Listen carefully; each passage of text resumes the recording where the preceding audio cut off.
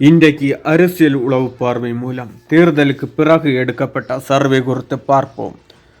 மீண்டும் தமிழக மக்கள் 40 தொகுதிகளிலும் திமுகவை தேர்ந்தெடுத்திருக்கிறார்கள் என்பதை தெளிவாகவும் உறுதியாகவும் சொல்லியிருக்கிறார்கள். தேர்தலுக்கு முந்தைய மக்களின் மனநிலை வேறு, ஆனால் தற்போது வேறு.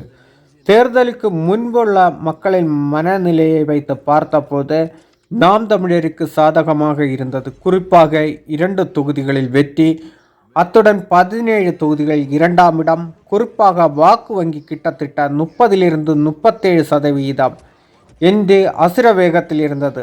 ஆனால் தேர்தலுக்கு பிறகு அது 12லிருந்து 15க்குள் என தெரிகிறது. இது தமிழக மக்களுக்கு நல்லதா என்று கேட்டால் காலம்தான் பதில் சொல்லும். ஏன் என்றால் அரசுகள் மக்களுக்கு எதுவும் செய்யவில்லை. திமுகவுக்கு ஏன் வாக்கு செலுத்தினீர்கள் என மக்களிடம் நேரடியாக கேள்வி கேட்டபோது அவர்கள் மாதம் 1000 ரூபாய் மகளிர் உதவித்தொகை, அது பெரிய அளவில் தாக்கத்தை ஏற்படுத்தியிருக்கிறது. தேர்தலுக்கு முன் 2 நாட்களுக்கு முன் வரை நாம் தமிழருக்கு ஆதரவாக இருந்த தொகுதிகள் எப்படி மாறியது என்று மர்மமாக உள்ளது.